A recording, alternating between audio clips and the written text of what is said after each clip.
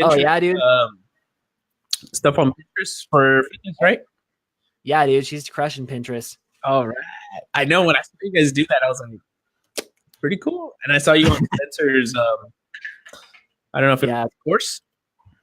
yeah. Well, she's doing it for a blog. She's got one of the top premier like blog advertisers like connected to her account, so she basically gets paid per view.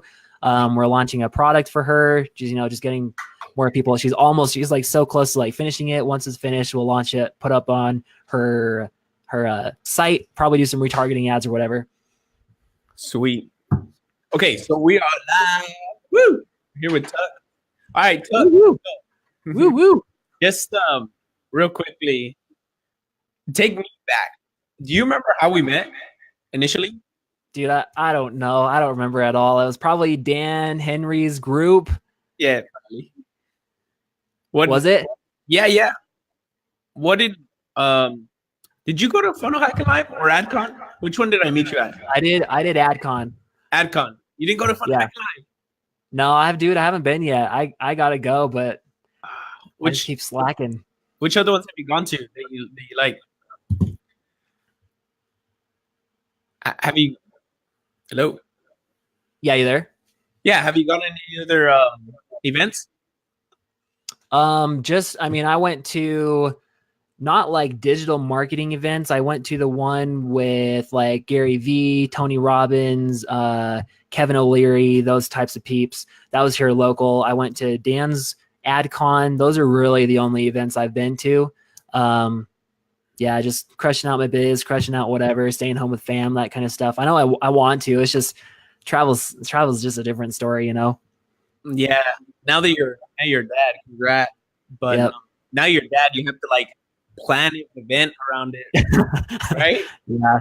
Well, Event we around it. we try to like travel together, and it's just sometimes it's worked out, sometimes it hasn't. We're going to the Bahamas together as a family this in like 3 weeks, so we're excited about that. That's pretty cool. Yeah. Aubrey. What's up, Aubrey? Yo, Aubrey, what's up? Does it have? Yeah. Oh, it does. One viewer. There it is. What's up, You come girl? All right, man. So take us back. Take us back. Tell me a little bit about your story. Tell me your story and how you came about to launch.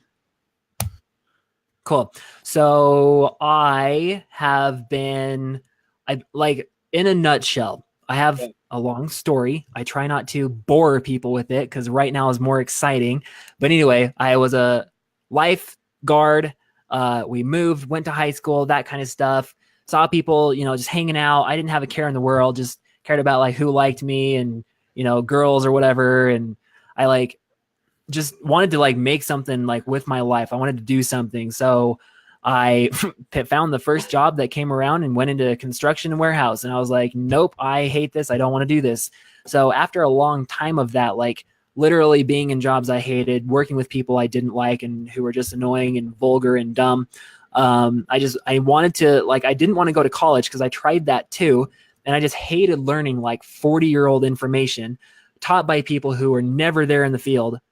And I was like, no, I don't want to do this. Right. So I was listening to podcasts. I was working at Frito-Lay and I was just tossing boxes of chips, Fritos, Cheetos, whatever, inside of like 53-foot semi trucks, listening to podcasts, trying to improve myself. Right. That right then, like I still remember the exact smells. I remember the exact things that I was watching, seeing, feeling, touching, exact whatever. Like I listened to people who are not only making 6 and 7 figures per year, but they were actually doing this 6 and 7 figures per month with online businesses. So it kind of went from like, becoming like a team lead or like a manager of companies. And that was a different podcast, but somehow it kind of brought me to like Smart Passive Income by Pat Flynn and then John Lee Dumas of Entrepreneur on Fire. So that right there, like really, it like I became so obsessed with it and it's like never left me since that day. But since that day, I've just really wanted to like hone in on like just digital marketing, product launches, like launching cool things and getting paid for it while working at home. Like the big dream right there.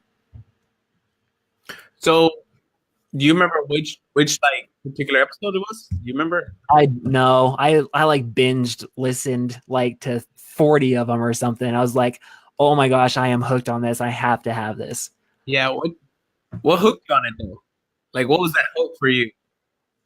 Dude, it was, I mean, it was, gosh, that's a really good question. No one's ever asked me that. It was like, it was the ability to make so much money in such a short time frame while doing your own thing. Like those three things together were like so clear to me, so amazing. I was like, dude, who doesn't want to make 7 figures per month? And if they don't, like, you're weird, but like, this is what I want to do. And I think it spoke. I actually found a little note from back in the day, but 6-year-old Tucker wrote, I want to be a millionaire when I grow up. Like, Nice.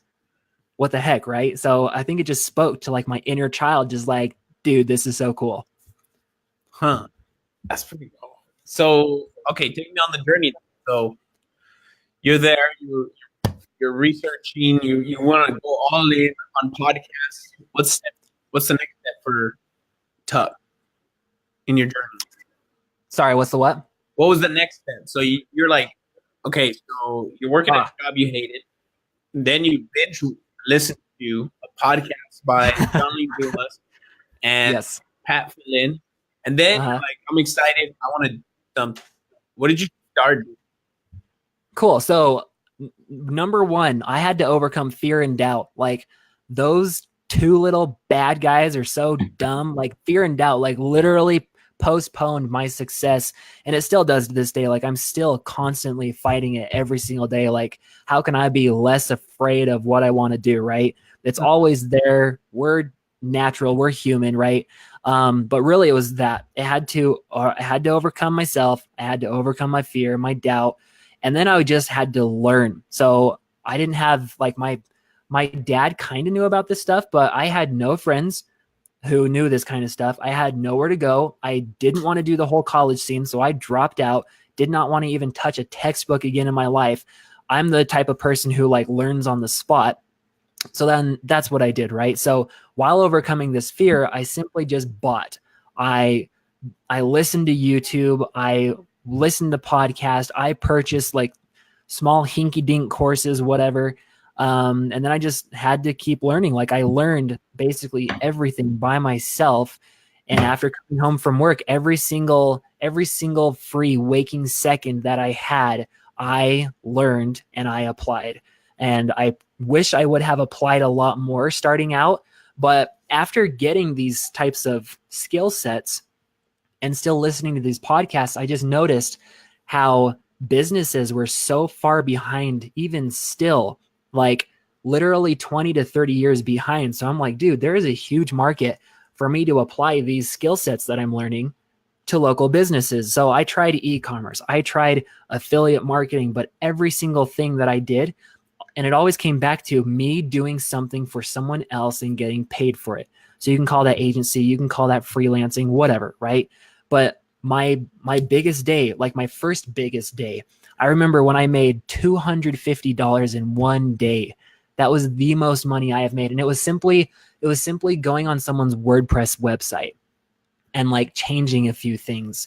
And I made $250 that day. And I was like, holy crap, I could scale this sucker. Like I was only making, I don't know, probably $100 a day, but like to literally double coming home from work, still working on stuff and make more money online doing my own thing than like offline was incredible. And then I remember like that $250 day then led to like my first $3,500 day. And then it just like kept scaling and scaling and scaling from there to then like my first $10,000 month, then my second $10,000 month, then my third. Then not only am I doing this for myself, but I'm now doing $20,000 launches for like my clients, right? So it just all like baby steps, dude. You have to be patient. You have to learn to like love those steps and just appreciate where you're at. And then just continue along that journey and just become the better version of yourself every single day. Cool. So your journey kind of took you to get from like that first initial, like sometimes I know that that's a really big thing for people, right? Like that first dollar you get online, you're like, baby, get ready. We're going to $1 million bucks. Yeah, dude. Right? Well, actually, that wasn't my first like dollar. My first dollar, I found I tried affiliate marketing and I hated the concept of like putting in all this work and only getting paid a commission, only a certain percentage, right? Yeah. So I found this ebook on Fiverr, how to make like $5,000 per month as a seller on Fiverr. Mm. And so I was like, oh my gosh, is this serious? So me being my like innocent internet marketing self, I spammed everybody with this ClickBank link saying, guys, this is possible. You can totally do this. And that's actually Messenger or what? no, in like the Fiverr where you can like contact people and send them messages. I literally just like link bombed like everyone. I actually had some sales, but over time, I got like shut down, and that's where I actually learned the word spam, which is kind of funny. But yeah, that just started everything from there. So really cool. That's pretty cool. So then you're at a point.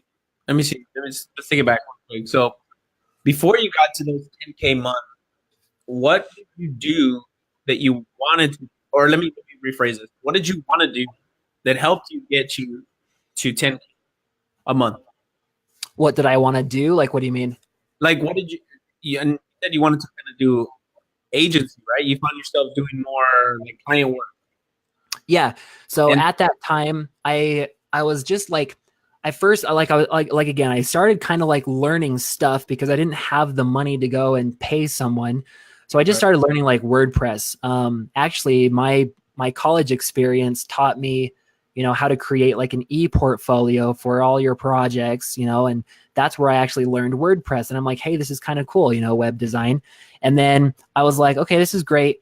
For some odd reason, I then went into like, I joined this MLM and I learned like Instagram. And then it led to then like Facebook ads. And I just found out myself, like I had more of like I loved Facebook ads more than like Instagram. For some reason, Facebook just spoke to me more than Instagram, which is why I've just stuck on this platform for so long. Mm-hmm. But then it just led to, again, like joining Dan Henry's course, finding that kind of stuff, and then just applying my own skill sets and my own knowledge from everything else that I've done before. And then just like crushing that out. So I was like, all right, well, I've never made $10,000 in a month before, so that's what I'm going to do. So I just started working extra hard. I'll tell you what, though, it was like the most hardest thing that I've ever done in my life up to that point. One of them, not like the hardest thing, but making $10,000 in a month with tons of different projects and tons of different niches. That was like the most incredible thing, yet most hardest thing that I've ever done. You can even ask my wife. She was a huge support in that too. But yeah, basically I just learned that, hey, I'm really good at what I do. People keep paying me for this. So all I got to do is just scale it. Okay, cool. So how did that part bring you to launch?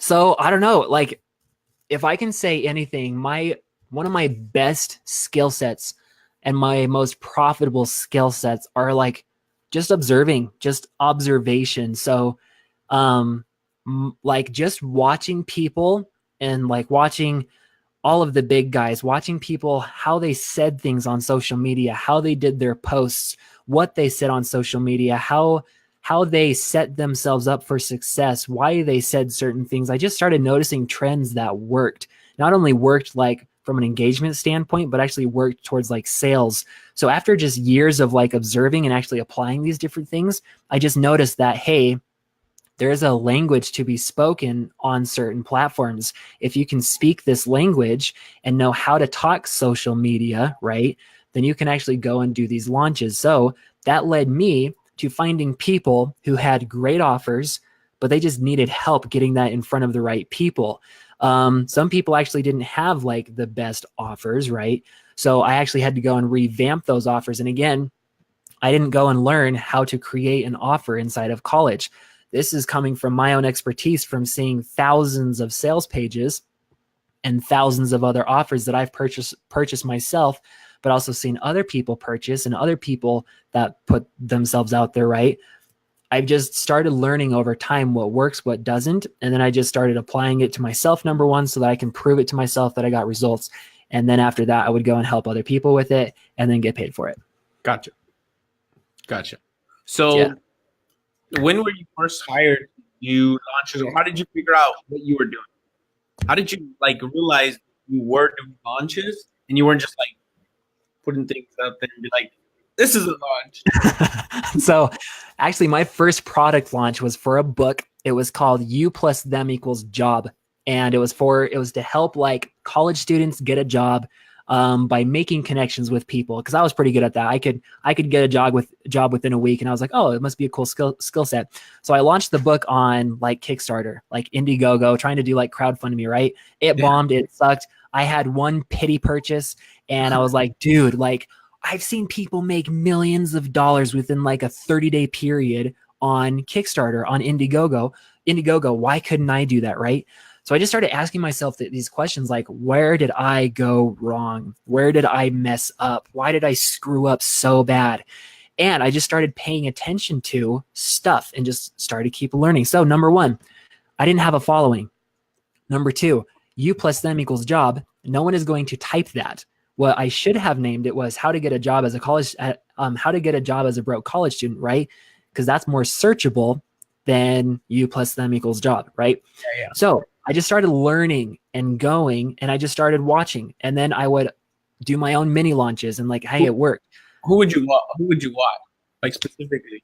Oh, dude, like I listened to probably during this time of like fear and everything, like I listened like back in the day, like I listened to like Anik Singhal, Jimmy Kim. I listened to like all of the other like old school internet marketers, Pat Flynn, even John Lee Dumas. I just watched and I just saw what they did and just simply applied it. In the other spaces, Dan Henry, right now I'm listening to like Clients on Demand by like Russ Rufino. Russell Brunson obviously was a huge player in that. I just, Frank Kern, what's that other guy? The Easy Webinar guy I listened to a lot, like all these other like MLM type influencers I was listening to back in the day. I just watched and observed, figured out how they launched their products, and then simply matched what they did. Okay. So explain to me, like, what was that process in terms of like,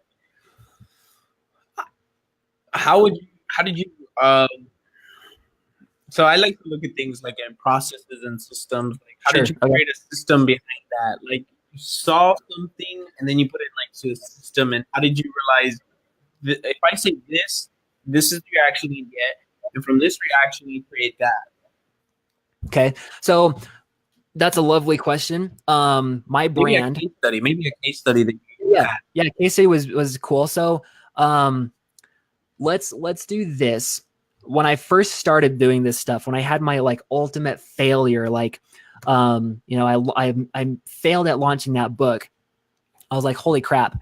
But then I started noticing like, if I simply had an audience and I posted things about something that I was going to launch or something that I had an idea about launching, people started getting like excited about it.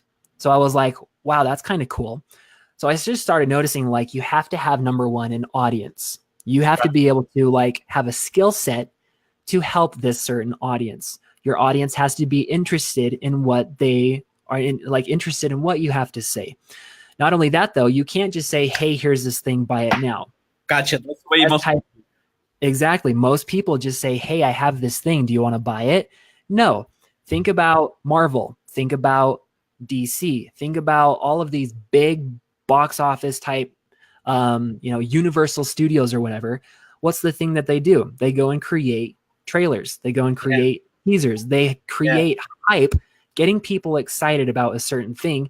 And they even have their own launches because what do? They count box office sales that happen within that first week of launch. And then they say, oh, Star Wars made $3.7 billion within the first week or whatever, box office worldwide sales, right? So I just started matching things together like, okay, if I can simply tell someone to pay attention to my stuff, to my offer, literally tell them that, hey, I've got this thing. You might want to pay attention to my post during the next couple of days because it might benefit your life. If I just brought up and kind of teased people, like I planted the seeds, I threw little rocks in the pebble before I I dove in with the whole boulder, right? I just simply planted the seeds. And then I started noticing like, hey, my brand, like I love the whole pre-launch side of things, like pre-launch profit. That's my brand, right? The things that you do before the launch are actually more important than the things that you actually do during launch. So I started applying that to myself. I started applying that to like all my clients. And it all came down to like my 5-step process. We can go into it if you want, but it's always down to research, customer and competitor research, creating an offer based off of the research, plugging that offer into a sales system, okay? Getting eyeballs to look at that sales system, and then simply scaling. Every single niche that I've gone into has benefited from these 5 steps because it works, and it works like a charm when you apply it to every single business. Now, let's just say you are struggling getting sales. Getting sales is step 3. A mix between step 3 and 4, the sales system and traffic. If you're stuck on if you are stuck on, that means that steps 1, 2, 3, and 4, you're having a hard time getting leads. That means that your customer research needs to be worked on, and your research, because getting leads is step number 2, because you're not, or it's between like steps 2 and 3. If you're having a hard time getting leads, that means your steps 1, 2, and 3 need to be reworked. So your research, offer, and funnel sales system. So let's go through it again. So research, offer, sales system, traffic, scale. Traffic, almost last, right? Yep, and then scale. Okay, so when you talk about research, go ahead. What's that? When you talk about research, what do you mean? Like, what's your biggest struggle? Yeah, so I go into research is twofold: customer research and competitor research. Competitor research is always first. Once you find that there is a competitor in your niche, not only just one, but maybe 10 to 20, you know that you can model their success and create the same exact thing, but better. Then you go find that audience, figure out what they're struggling with questions, surveys, whatever, create an offer based off of those questions and surveys. Okay. And then see how you can outperform your competitor. Plug that inside of a sales system, get traffic, scale. Okay. In the sales system, you're saying like a funnel, like a 2-step form, high ticket coaching, a webinar, or a pre-launch, like that. Yep. Depending on what you do, the sales system includes, your funnel, your upsells, your downsells, your email automation, your retargeting comes with traffic, right? But anyway, that's like, when I say sales system or like funnel is not just a funnel, because you can't really sell things with just a funnel. You have to have all your integrations, all your upsells, downsells, integrations, sales pages, funnels, order bumps, automations, that kind of stuff all set up. And that right there is the whole sales system. Gotcha. Okay. So when you're doing customer research, what are some type of questions you would ask? Cool. So I've got like a 10-pronged method that I go into. It's kind of crazy, but each of these prongs are different. Like, dude, I'm way good at this, and it's amazing. I believe so, but anyway, simply, you just simply ask questions to an audience who's struggling with X.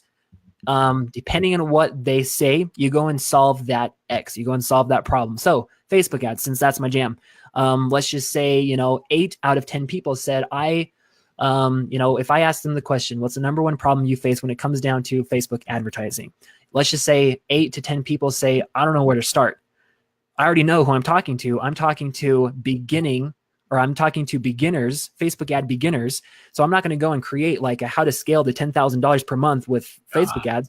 I'm going to create something different saying, like Facebook ads beginners bootcamp 101, everything you need to know on how to start and launch your first Facebook ad campaign. Like that right there sounds way more attractive than, how to do whatever, like, right? So you have to understand who you're talking to, which stage they're at, and then create something based off of where they're at. Okay. Now, let's just say product launches. Let's just say me, Tucker, who I have done a $20,000 product launch in a month. I want to do 100,000. Let's talk about that. Let's, cool. Let's take us back and then tell us the industry and then like that process, how you broke it down and how it got to the end result. Cool. So, I was helping this guy, ClickFunnels. He signed up through my link through the Edison Suite. And in return, I helped him with his headlines, his funnels, his integrations, his sales copy, putting his course together, whatever. He's a Fortune 500 consultant, and he travels to like 39 countries per year, just like consulting for all these companies, right? And after I had purchased his training on how to do like consulting, he's like, dude, bro, I need your help. I need to add ClickFunnels to my business. Before, he had a WordPress website and he had a Square account. That's how he was doing all his business online. And I'm like, dude, come on. He was hesitant. He didn't want to do it. But after a while, he's like, all right, I give in.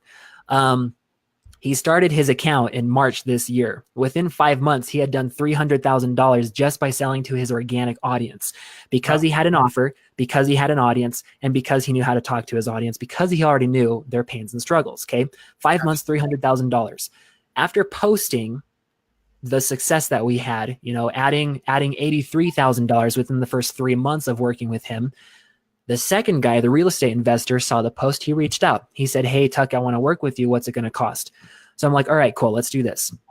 Basically, you're going to pay me and I'm going to do everything for you. Okay. So that's what we did. And the first couple of months were I was just thinking this was going to be like, a normal client. They're going to be with me for, a little bit. Something's going to happen and they're going to jet, right? It's as normal too, because some people just don't want to stick around for that long, and it's totally understandable. But I noticed really quick, and he actually left out a lot of stuff, but he had made tens of millions of dollars as a real estate investor. So number one, he had the results there. Number two, he was getting anywhere from 100 to 200 engagements, right? Likes, comments, shares, posts, whatever, on each and every single one of his posts. I knew then, after doing his funnels, that I had literally struck gold. And I was like, dude, I can literally launch anything because he has an audience, because he has somewhat of an offer, and because he has results. Those three things I knew I could leverage for myself. So what did I do? He had an offer. It was 80% there. Everything he did was 80% there, but he was just it wasn't clicking. It wasn't meshing together.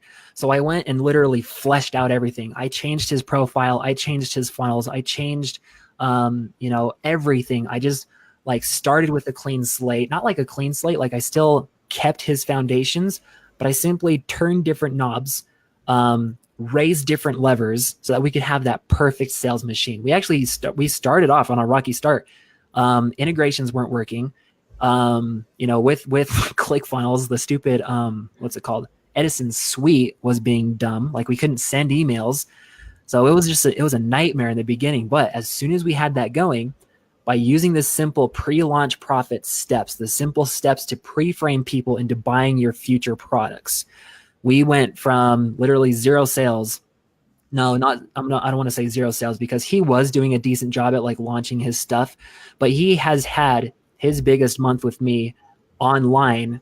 I think I said that wrong, but anyway, he has had his biggest month with me so far after hiring tons of just different funnel builder experts. But that's the thing. They could go and build a funnel, but they didn't know how to connect that with the audience and actually get people excited about something. So we did $22,000 that first launch. And this is just with his email list. This is just with his Facebook profile, like his Facebook friends. Yeah. We did $22,000 that first month. The second month, we launched my program. We did a joint venture webinar. We did $7,400 within the space of 5 days. So I got $3,400. He got $3,400 after we split that. Plus, we made $2,000 or whatever with his course sales. The second month, this is where it gets really cool. We pre-sold a 4-week masterclass before we even created a second of content. Okay. This gets into your other question. Can I go and do this if I don't have a service or a product? Yes, you can. You actually can go create the framework, get the wireframe put up, sell that framework, and then deliver content as you go. So within so first product launch, boom, done. Second product launch, boom, done. Third product launch was for that. We launched a 4-week masterclass to where we created a product, how to create a $10,000 per month rental portfolio. So we did that. We sold, I think, like 12 different spots. We did 12,000 that first month. We're still getting paid. This is the second month. We had like a 3-pay plan as well. So we're still getting paid from that. But anyway, we finished the content. Now what we're going to do is package that content together, throw it inside of a webinar, get all the automated sales from that while we're still launching on our organic stuff. So the fourth launch, we just repeated the first launch, and we just crossed $8,000 in sales this month, right? So, and that's the first product. So all we're doing every single month, we have one product we focus on. We have an open and close date. We say we're accepting this amount of people with this amount of people at this price point, and it opens on certain day, closes on certain day. We've done that for the past 4 months very profitably, packaging this stuff together, and then we're just going to launch it towards paid traffic. Gotcha. So are there any so you say there's an opening date and then there is a closing date. Yep. Okay. And then you say there's a pre-frame that. Like, how long does it take you to pre-frame them? Like 2 days, 3 days? Does it matter? Literally, depending on what goes on, let's just say it's a higher ticket price. I'm going to do it for 2 to 3 weeks. If it's a lower ticket price, 2 to 3 days. Okay. How do you determine that? Like, what would you consider low ticket versus high ticket? So high ticket, anything over $1,000. Okay. But it also depends on who you're talking to. High ticket might be $40,000 for some people. High ticket might be $500, right? So it depends on your audience. So that comes from you understanding them, asking them questions, figuring out, in my case, how many deals do they have? How many properties are they managing? How much they're making on a monthly basis, because then you can make sure if people are making $40,000 per month, I can easily charge X price. But if they're only making $3,000 per month, I can only charge X price, right? It's got to be lower. So that's where you come in. You have to ask the questions and understand your audience before you can even figure out what you need to charge as a price point, okay? I'm not going to go to McDonald's and charge them, hey, I'm going to set up your chatbot for $5. You can find it on my Fiverr gig, right? They're going to laugh in my face and never talk to me again. So depending on who you're talking to determines your price point, okay? So for him, his lower ticket stuff is under 1,000. His higher ticket stuff is over 1,000. The first product launch we did the product launch at like $297 without an order bump. Okay, that was one of the worst mistakes you could ever do. And no upsells, right? We just sold it straight $297. I learned my lesson. I was like, all right, cool. We should have done this anyway. Problem solved. Did that. We are now making almost double what we were doing before, just by adding increasing the price a little bit and actually adding the order bump. Super cool. 80% of people are actually purchasing that order bump because I've done my customer research. Right? So I go and find out what people want. I plug that in there, giving them the research, the answers that they need, instead of making 300, like it was $297. We raised it up after that time. It's now $349. We added the order bump at $67. We're now making $417 with 80% of the purchases, because we know exactly what they're struggling with. So, okay, how do you determine whether or not they're gonna? Well, I guess you really can't determine it, but okay, you ask them what's your biggest struggle. How do you determine, like, okay, so of those you'll get about 3 or 4 like common questions, right? The biggest struggles, like you get 3 or 4. How do you determine which one you use? So with that, so we had the group, started with his profile, fleshed it out. We made sure that his marketing foundations were good. We started gathering leads. I pre-framed people saying, hey, I've got this free Facebook group. Would you like to join? They all said yes. Whenever someone would say yes, I would reply back with the group, right? They go and join. I then I had a launch date where I would let everybody in, and they had to go and answer the questions. Where'd you find this group? What's your number one struggle? Enter your information in to get a cheat sheet. They all joined the group. So hold on, hold on. You had an open date for people to go into the group. Yep. Oh, launched the group. That was like your pre-launch post. That was one of them, yes. Okay. So I'm just adding different touch points at this point, Gotcha. right? So first, his Facebook profile was his only touch point. We launched the group, second touch point, gathering information, that's third. Now we're using his profile, his Facebook group, and his email list. So when people joined, we asked that question, hey, what are you struggling with? I found out that since, this is a topic that I've never had experience in, yet we've sold $40,000 to $50,000 worth of info products simply by me asking them questions, getting feedback, learning about their pains and struggles, and then creating offers based off that.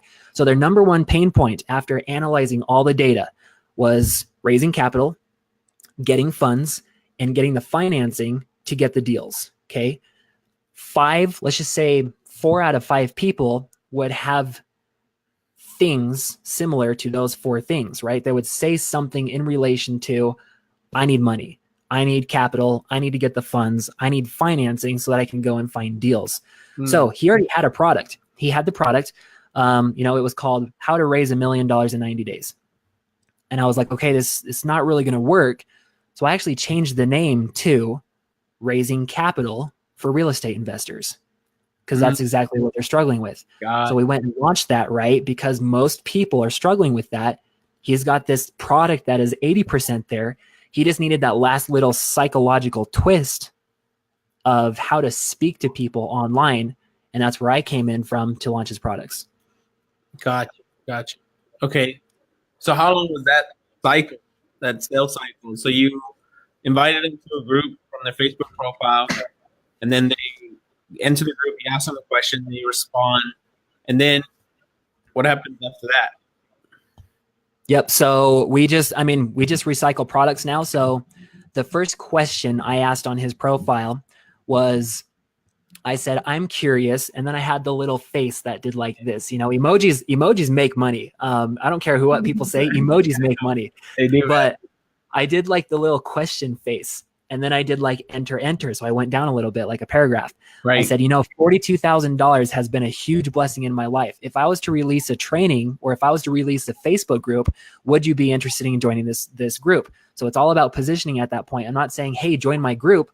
I'm saying, hey, is there an interest in receiving this thing? So I'm pre-framing people to say yes. I am tricking Facebook's algorithm to give me a yes, so that I get a ton of comments, comment stacking, reply back, hey, here's the group.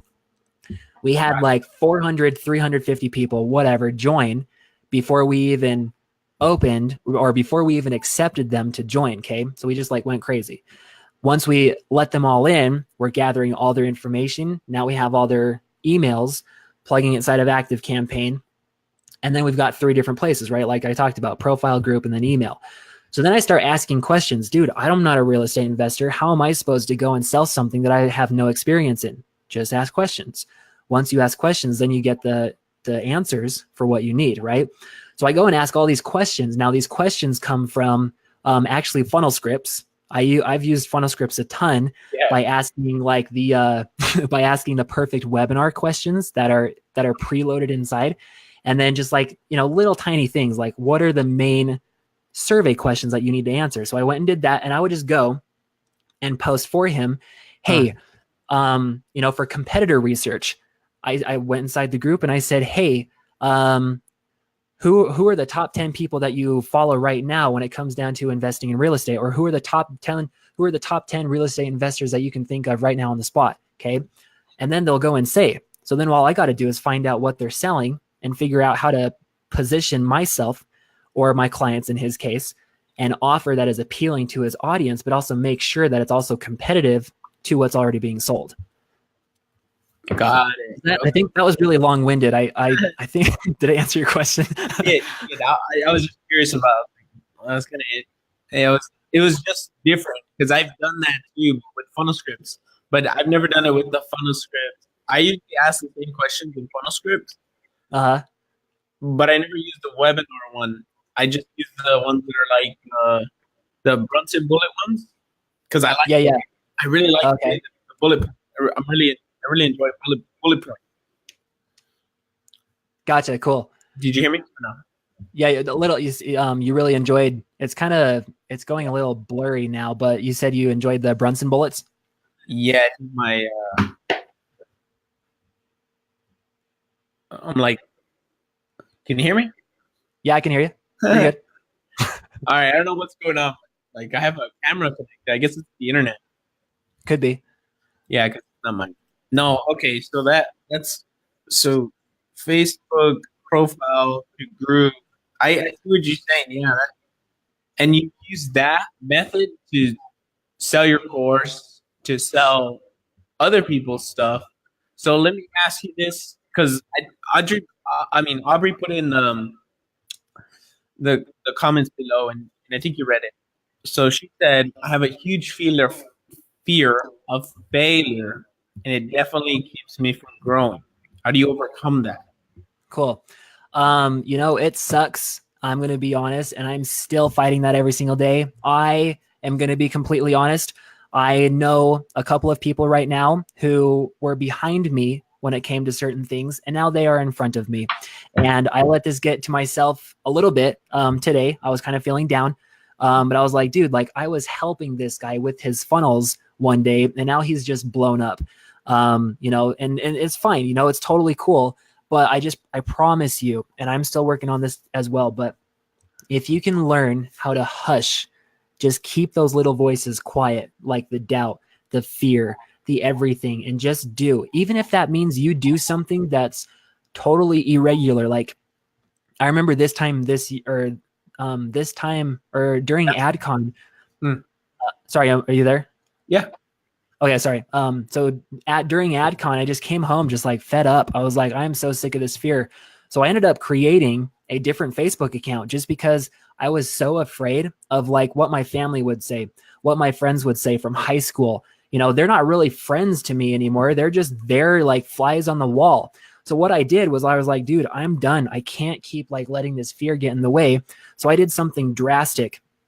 I literally created, I created a Facebook account so that I could go and post whatever the heck I wanted to without feeling the judgment that I was just putting on myself.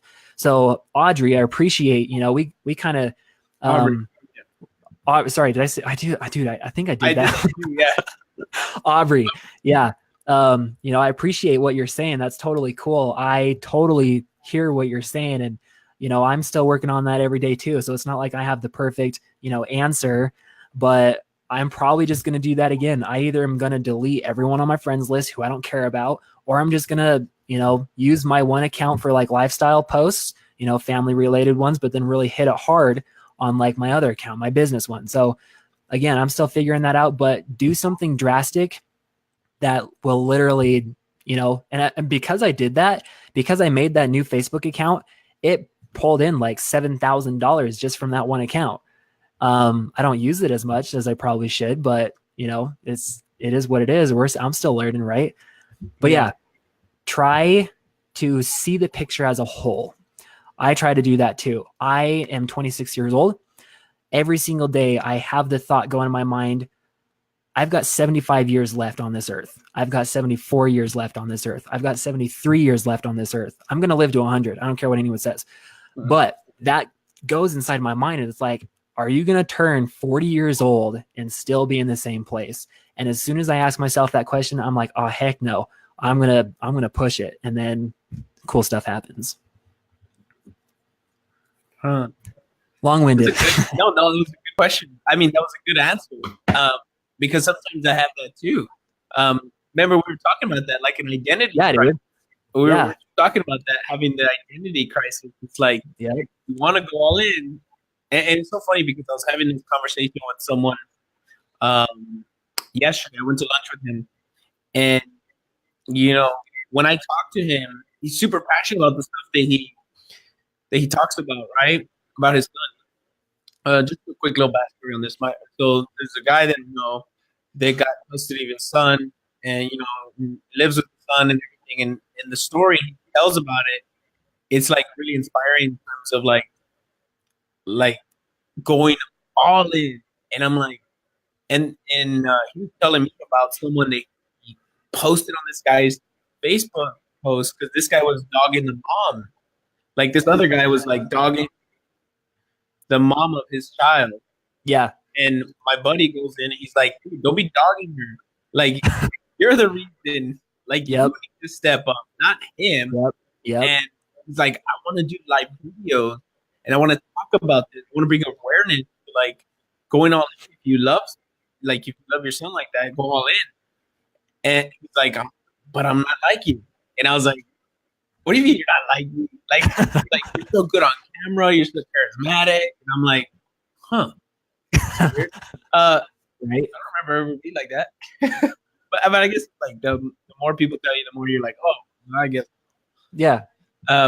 So it goes back to the same thing. I told him the exact same thing. I was like, it's typically like one or two people that are like watching you and they're judging you.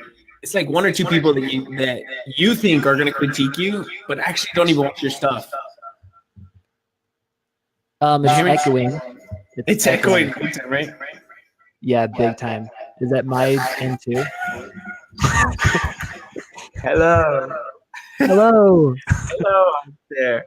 There it is. That's better. Really scary. No, it's better, dude. I was talking about my struggles and want to amplify it. No, Hello. yeah, it did it. I wonder how it sounds on like. I wonder what everyone's saying. That's so funny. Oh yeah, Lawrence. Lawrence. Oh, he's just saying. He's saying some cool things too. Yeah. Yeah, he said, I feel like that. And then you start getting Facebook Lives showing tons of people what I'm doing. Yeah. Well, I guess we could transition real quick and kind of explain like how we're able to do this, right? How we're able to do what? Like be confident, right? Like for me, just being confident on camera, it's like sometimes you don't have to be confident because I'm like interviewing you. You're the expert. I don't have to do anything. Right? Yeah. So, Like I mean, confidence is such a weird topic too. Like for me, I just have to like the way I see it is don't be afraid to like have a chip on your shoulder. Like don't be afraid to like throw yourself out there, make mistakes, and then make that mistake on purpose and freaking own it. Like when it comes down to confidence, every single milestone that I hit improves my confidence even more. The only reason I wasn't confident back in the day was because I wasn't acting. I wasn't doing anything. The more you do, the less you think builds your confidence. Like sometimes, yes, you do have to think, you do have to have that strategy, but at the end of the day, you have to do more than you think to get that confidence in your abilities to, again, act, to be able to act, right? Ability, able, act. So if you can do that, then you will be more successful. You'll be more likely to succeed. But at the end of the day, you will have that chip on your shoulder saying, holy crap, dude. Like, I don't care what anyone says. If this guy, throws me a curveball, I'm going to freaking crush it out of the park. If this thing happens to me, I know that I can bounce back up because of your past results. So like hitting 10,000 a month is not a big issue. I'm not always hitting that. I've actually scaled down a little bit so I could focus more on this client now because I've actually upsold him on the certain monthly retainer that we're doing. But not only that though, but 30% of the funnel profits. Okay. So I'm putting my whole heart and soul into this so that we can actually launch it and create that first 7-figure funnel. But at the end of the day, and it's so funny too, I hear people all the time like, well, if those who can do and those who can't teach. That is the biggest, stupidest thing that I've ever heard in my life. I've never made $22,000 before for myself in a month, but I just did it for someone else. Now you tell me that, what does that mean?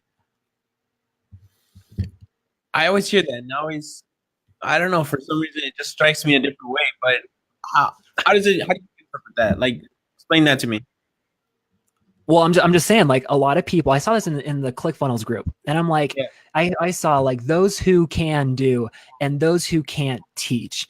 It's gotcha. Like, okay, bro, I've never made $22,000 in a month for myself before. Yeah, I just did that for someone else. So you tell me what that means. You tell me again, like, okay, cool. I haven't made $22,000 in my month for myself, but I just did it for someone else. So what does that mean? You know what I mean? Yeah. So it's like it's not always true, and people come up with that because they want to be smart. They want to throw themselves up on a pedestal or whatever. Oh, those who can do and those who can't teach or whatever. Bull crap. I don't know. I just think it's dumb. But anyway, get confident, have a chip on your shoulder, act, get results. Like the more results you'll have, the more confident you will be. So, I mean, let's see, like Russell Brunson, he's making $1 million companies. And look at him on his live videos. He is the happiest man in the whole entire world because he has the most confidence out there. Like he just closed like what 3 million in 90 minutes just by his 10x presentation. Like I don't care who you are, he's a super humble guy, but he can basically do whatever he wants at that point. So get results, act, do good things, get bigger results, keep crushing things out, because then your confidence will just scale no matter what. Okay. Yeah, that makes sense. And it kind of, I think it helped me too. I think it helped me more than maybe, I don't know, maybe if it helped Aubrey as much as it helped me, but the fact that you like, am I friends with you on your new profile? What's that? Am I friends with you on your new profile? Dude, I've kept it secret, and I was thinking about kind of like how I told you the other day, just public announce it. I think I'm actually going to just say, hey, this account right here is just for friends and family. I don't care what goes on. I'm done being afraid. I'm moving everything over to this one account, and I'm saying whatever the heck I want. And I'm just going to say, if you want to follow me, cool. If not, unfriend me, because I'm not even going to be paying attention much to this profile anyway. I'm building 6 and 7 figure businesses. Yeah. I think that's a really tough thing. That's a really tough concept to get over in your mind. Like that identity shift, you know? And I see a lot of people go through that. I don't know, man. It's an interesting job, man. The way that you're explaining it makes me like, oh, that's cool. I just never thought of that. That's cool. It's a mind's like the quicker you can stop playing games in your mind, the quicker you will progress, I think. Right. The quicker you can be to be creative in solving your own issues, the easier and faster it will be to not only do that for yourself, but also help other people. Gotcha. That's the way I see it. But again, I'm not perfect. I'm still working on things too. So that's interesting how this interview turned out. Right? Hey, but you know, we're 3 people. No, it really does. It's helping me, you know, vocalize this stuff. It's helping people listen to it. It's a win-win-win scenario. And where 2 or more people are gathered, 3 or more people are gathered, you know, that's where the magic happens. That's right. You know what I mean? Oh man. So I appreciate your time. It was amazing. And you gave me some great insights. You gave me some great actionable tips. But for those that are going to watch the replay, either maybe you're watching on YouTube or you're watching on Facebook replay, make sure to hashtag after party. But for how many people did we say? About 5 people? You said 5 people. You're going to take 5 people and you're going to give them like a free strategy session. Yep. We're going to kind of take whatever. Go ahead. No, go ahead. Sorry. Yeah. So you're going to take about 5 people. They're going to watch the replay either here or on YouTube. If you're on YouTube, you're going to have to comment on the comments below and we'll get back to you and connect you with Tuck. But essentially what he's doing, what he's offering is a 15-minute consultation where he's just basically going to kind of break down your business or break down your future business and see how he can implement a launch into your product or service for 15 minutes. So he'll help you kind of unravel all that. So if you want access to that, make sure to put a comment. Oh, what do we want to comment? No, just find me on Facebook. Message me, Tucker Ferwerda.